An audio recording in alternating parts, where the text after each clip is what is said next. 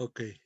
Entonces decíamos, entonces para México es importante saber quién es extranjero. No, para nada. No sirve. Es derecho administrativo.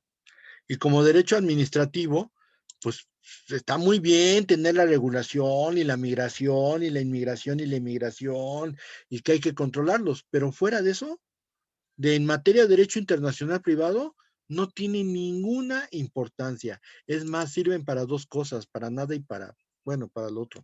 Este, realmente no nos sirven. En cambio, para los europeos sí es funcional, por eso ellos sí tratan de que se regule esa situación, pero para nosotros vale lo mismo, o sea, no tiene ninguna función práctica. Y como no tiene ninguna función práctica, la verdad es que podemos pasar toda la vida sin tener que pensar en si una persona es extranjera o cómo entró al país, y si lo único que sirve para fines prácticos la condición jurídica del extranjero es saber quiénes se les puede aplicar el artículo 33 constitucional y borrarlos del planeta. Bueno, borrarlos del país, pero de ahí en fuera no tiene ninguna aplicación práctica en derecho internacional privado.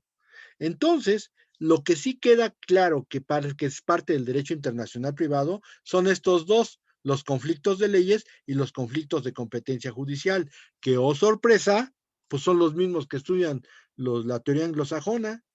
Entonces, lo que quiero dejar en claro es que para mí el derecho de nacionalidad y la condición jurídica del extranjero no funcionan en derecho mexicano. No sirven para nada. Pueden ser tal vez derecho administrativo, pueden ser derecho constitucional, pero no me sirve en derecho internacional privado hablar de esos temas. Ya los habíamos quitado, pero desgraciadamente otra vez personas que no tienen ni idea de por qué se habían quitado, los volvieron a poner y de parte me metieron casi 7 unidades de estas cosas que no sirven para nada. Aquí la situación entonces es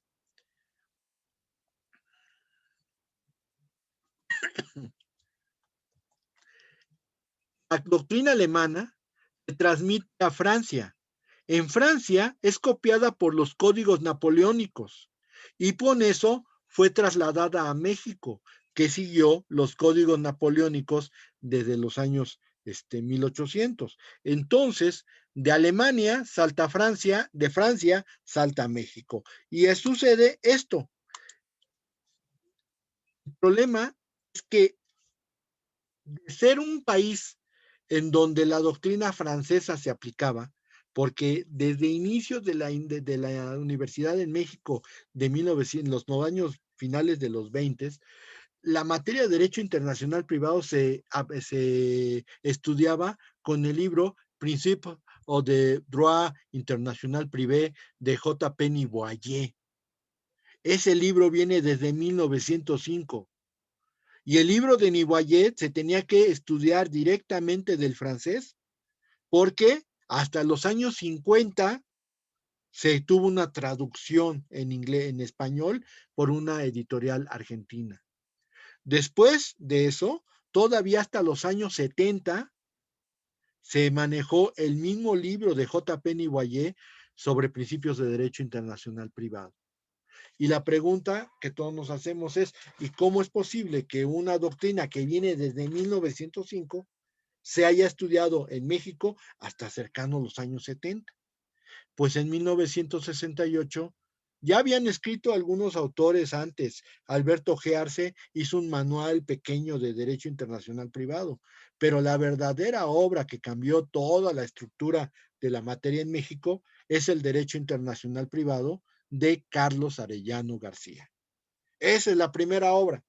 Y después de Arellano vinieron los Pérez Nieto, los Contreras Vaca, los Laura Trigueros, los Mancilla y Mejía, todos estos grandes juristas que han hecho la estructura actual del derecho internacional privado. Y aquí viene una situación bien importante, porque todo se basa en estos 3 puntos. Primero, tráfico jurídico. Ahorita una persona puede salirse del territorio y tener actos jurídicos en un montón de jurisdicciones. Es más, ni siquiera necesita salir del país. Con un aparatito como los que estamos usando, una computadora, automáticamente puedes hacer contratos en todas partes del mundo. Al hacer actos jurídicos que se regulan mediante una diversidad de normas, necesitamos este aspecto, la seguridad. ¿Por qué? Porque si estoy celebrando contratos, ¿cuál es la importancia de la seguridad? Pues es obvio que yo necesito saber a lo que me comprometí y a lo que se comprometió el otro. Porque si uno de los dos falla, ¿cómo va a tener el otro la seguridad de que se les va a pagar, por ejemplo, sus indemnizaciones, sus penas o sus intereses o lo que sea? Necesitan tener seguridad y para esto es muy importante el derecho internacional privado. Otro, la migración. Nosotros vemos a México como un país de migrantes, pero pues pasa muy seguido, es algo muy común. Una persona se va a Estados Unidos porque quiere buscar un mejor nivel de vida y de pronto de estar ahí 3, 4 años, pues de pronto las gringuitas ya le empiezan a hacer ojitos y como quiera que no, pues como los mexicanos somos muy querendones, pues va a resultar que va a tener otra familia en Estados Unidos. Y lo peor es que esos problemas van a generar muchísimos más líos legales, los cuales hay que darle solución. Entonces el derecho internacional tiene que cambiar para mejorar y poder solucionar estos problemas. Y otra cuestión muy importante es el comercio. El comercio internacional cada vez requiere soluciones que van más allá de las fronteras nacionales, porque cuántas veces no habrán visto a un comerciante que tiene problemas, por ejemplo, con un proveedor o tienen problemas con un cliente y entonces precisamente el comercio, a diferencia de muchas otras cosas, han buscado las soluciones para el derecho mercantil. Muchas de las figuras que usamos nosotros en derecho internacional privado para solucionar problemas derivados del tráfico jurídico están basadas en el derecho mercantil. Yo diría que los mercantilistas son los grandes proveedores de soluciones para los que manejamos el derecho internacional privado. Entonces, bajo esas circunstancias, tenemos también el problema de la actualización en México. Durante 70 años, que estamos hablando hasta por ahí, por los años 75, durante 70 años en México hubo un territorialismo absoluto, basados en el artículo 12 del Código Civil para el Distrito Federal en materia común y para toda la República en materia federal, que decía, aquí en México para la capacidad y el estado civil de las personas se aplica la ley mexicana. No importa si sean extranjeros o si sean nacionales. No importa si son transeúntes o tienen su residencia definitiva. Esto le dio motivos a muchas personas para hacer una cantidad de cosas. Aquí en México era bien fácil divorciarse. Y entonces en México se conoció este movimiento de los divorcios como los divorcios al vapor, que no necesitaban ni siquiera vivir en México para tramitar un divorcio. Y esto hizo de México pues simplemente un paraíso para los que evadían las leyes. Y así las cosas, después de 70 años de territorialismo, viene la apertura comercial en 1975. La apertura comercial de 1975 hace ver que México no está preparado para resolver problemas más allá del ámbito territorial. Y entonces, esto ocasiona que a partir de 1976, un año después, se empezaron a hacer los seminarios nacionales de Derecho Internacional Privado, que ahorita son seminarios nacionales de Derecho Internacional Privado y Comparado. Y lo que sucedió después fueron las famosas reformas de 1988, en donde se trató de darle al sistema jurídico una serie de soluciones para evitar que siguiéramos teniendo problemas con la aplicación de otros derechos en México. Así las cosas, tenemos hoy en la actualidad un sistema que dista mucho de ser el territorialista que había al inicio de los años 30 y que se estuvo hasta los años 80 con esta cerrazón prácticamente establecida por el artículo 12 del Código Civil Federal. Entonces, bajo esas condiciones, pues tenemos que el derecho internacional privado en México tiene como materia fundamental los métodos para resolver problemas de tráfico jurídico. Estos métodos para resolver problemas derivados de tráfico jurídico son estos 6. El sistema conflictual tradicional, tenemos el sistema de normas de aplicación inmediata, tenemos el sistema de normas materiales, tenemos el derecho uniforme, la lex mercatoria y el sistema de conflictos de competencia judicial. Todos estos son los métodos para resolver problemas derivados del tráfico jurídico. ¿Ok? ¿Y cómo se han dado estos sistemas? Pues tenemos que ver las situaciones jurídicas privadas internacionales, tenemos que ver las personas y las relaciones familiares y por último, las situaciones de comercio internacional. Esto es lo que le ha dado un cambio significativo al derecho internacional privado en México. ¿Ok? Pero esto ya no lo vamos a poder ver hoy, sería cuestión de verlo para el próximo miércoles, junto con otros temas que están pendientes. Muy bien, voy a dejar de compartir.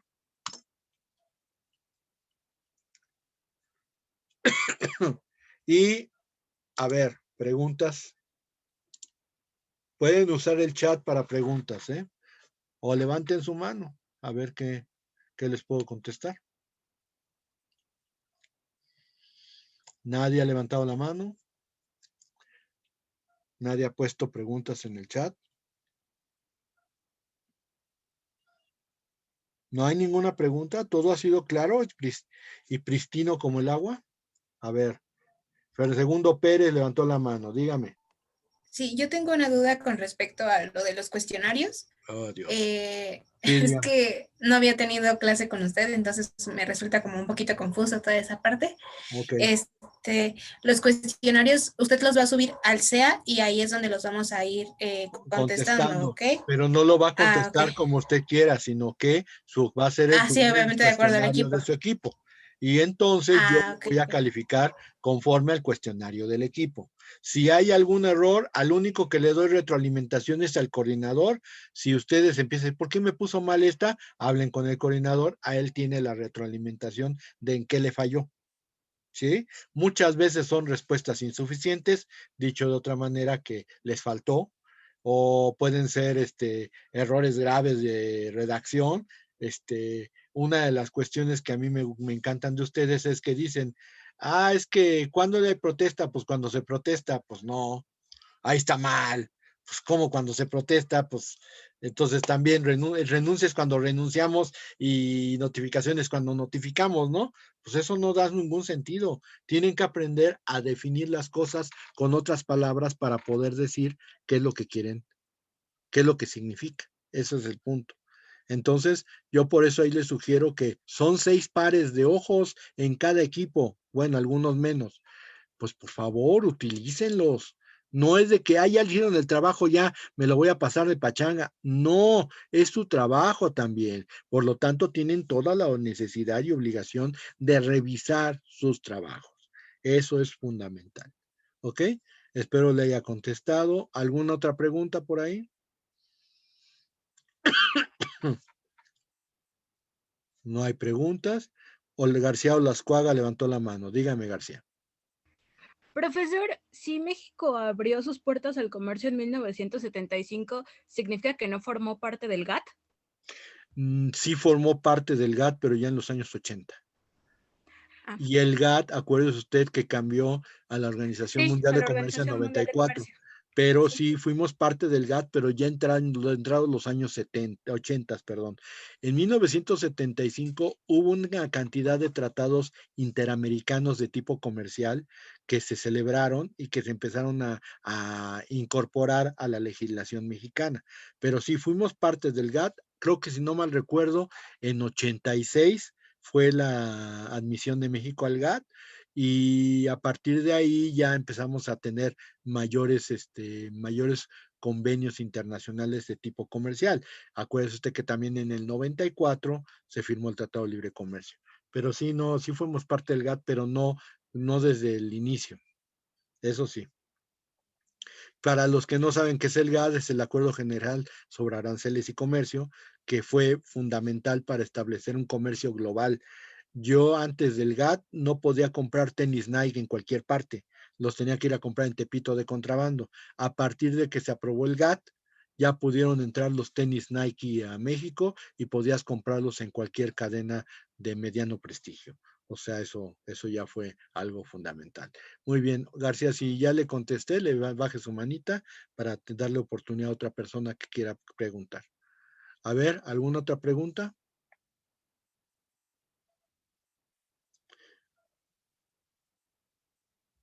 Pregunta la una, pregunta las dos. Wow, tiene una capacidad de comprensión impresionante. Pregúntalas. Ok, bueno, pues ya no quisieron preguntar. No estuvo por mí, ¿eh? Yo ahí estoy dispuesto a contestar. Muy bien, pues entonces, señores, vamos a dejarlo por el día de hoy. Fue un día muy arduo, con muchas historias que parecían de Memín Pinguín, pero bueno, a final de cuentas, ya las pasaron. Debo de comentarles las pláticas, todas las historias, les puse 10, pero es el primer trabajo. Ya a partir de este momento ya vamos a calificar más severamente. Y por supuesto, entonces estaremos para ver si podemos terminar el miércoles, y si no terminamos este miércoles, pues entonces terminaremos hasta el miércoles de la semana que entra. ¿Ok? Les deseo que pasen ustedes una muy buena noche, que cuídense mucho y acuérdense que todavía no está esto como para decir ya nos podemos lanzar a donde sea por lo que sea. Pues no, hay que seguir guardaditos en casa, hay que seguir cuidándonos, porque hasta que no se ponga esto en verde, pues no vamos a poder ver nada. A ver, Nicole, dígame ya la última y nos vamos. Sí, perdón, profesor. Nada más una pregunta rapidísima. Hasta el día de hoy, nada más para confirmar, serían 3 conferencias, ¿verdad? Sí, aunque yo les abrí para que subieran hasta 5, pero lo veo muy difícil, porque había algunas personas, y ya habíamos comentado, que si no habían podido subirlas la semana pasada, las podían subir esta semana. Está abierto hoy y mañana, así que todavía tienen chance y tienen hasta 5, pero acuérdense que no pueden subir más. Ya subieron las 5, ya olvídense, ya están, son todas las que pueden subir en este primer parcial. A ver, Ceseña, dígame. Profe, respecto a eso de las conferencias en la plataforma, dice que las conferencias se cerraron el día de ayer. No, pues no creo, porque yo Ahí está, porque incluso yo subí mi Mire, conferencia hoy y ya decía 12 horas de retraso. no, lo que pasa es que se abrió a las 12 de la noche de hoy, pero no, o sea, aunque venga así, ustedes no le hagan caso a eso. Ustedes suban la material, porque se supone que hoy sí se cierra, mañana se cierra a las 23:55, es la fecha límite. Entonces, aunque diga eso, eso no tiene nada que ver, ustedes súbanlas. Pero eso sí, no se pueden subir más de 5 conferencias. Por lo tanto, si ya van a completar las 5, ya olvídense, ya no pueden seguir subiendo más. Ni se las voy a tomar en cuenta, y aparte de todo esto llevo yo registro manual. Entonces, no hay que hacerlo así. Ahora, otra cosa que se me estaba olvidando, el día jueves a las 5 de la tarde voy a hacer un comentario en vivo. Entonces, por cultura jurídica, sobre la agenda entre México y Estados Unidos 2021. Entonces, ese va a ser un comentario como el que hizo el maestro Rosales el jueves pasado sobre lo de las pensiones. Entonces, nada más va a ser un comentario como de 17 minutos, 15 minutos, 17 a lo más. Va a ser muy rápido, pero pues también, o sea, si quieren hacer reseñas de eso, también lo pueden hacer. Estamos tratando de llenar los huecos que implica las conferencias, principalmente porque ahorita, pues por desgracia, nada más hemos podido conseguir una, y ahora sí los maestros están poniendo sus moños, pero no faltará que alguien nos pueda hacer el favor de dar una, y ya vamos formando más seguido las conferencias. ¿Ok? De Natalia Maldonado hay 4. ¿En dónde hay 4? Según yo son 4, porque son como 2 partes las que dio el maestro Rosales. Bueno, ya les Una es había más dicho, breve. le había dicho que eran la del homenaje. Ajá, son Había 2 partes de esas. Ajá, no, son como 5, pero nada más les dije la 4 y la 5. Después estaba la conferencia del 27 de febrero, La de seguridad social. la de seguridad social. Está el comentario que hizo, y Del Luma.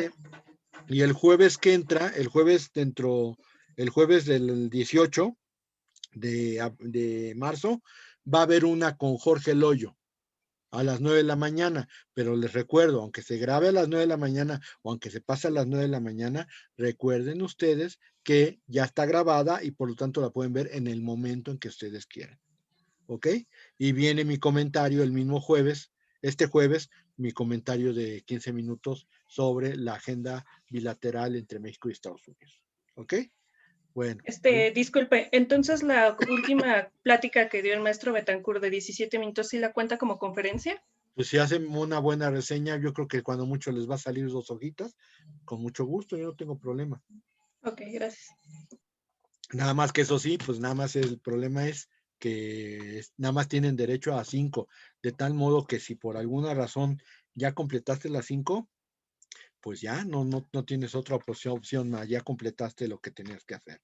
Alma Murillo levantó la mano, dígame. Sí, profesor, para la conferencia que va a ser el día jueves va a abrir otra pestaña para el siguiente lunes, entonces, para subirla o cómo. Sí, cada semana se va a abrir una pestaña nueva para subir las conferencias. Pero les recuerdo que de preferencia tienen que ser las de la última semana. Ya de retrasadas, ya no les las voy a, la próxima semana ya no se las voy a recibir, nada más sería la de mi comentario del jueves. Perfecto, muchas gracias, profesor. Ok, baje su manita para que ya quede las cosas. Baje su manita, por si no, ándele. Ok, ¿hay alguna otra pregunta más? Ok, muy bien. Pues ahora sí me despido. Nos estamos viendo el miércoles y pásenla bonito. Nos vemos. Vale, gracias, profesor. Buenas Hasta noches. luego. Bye, bye. Que pase buena noche, profesor. Hasta luego, hasta Gracias. miércoles. Buenas noches, profe. Hasta luego, que les vaya muy bien.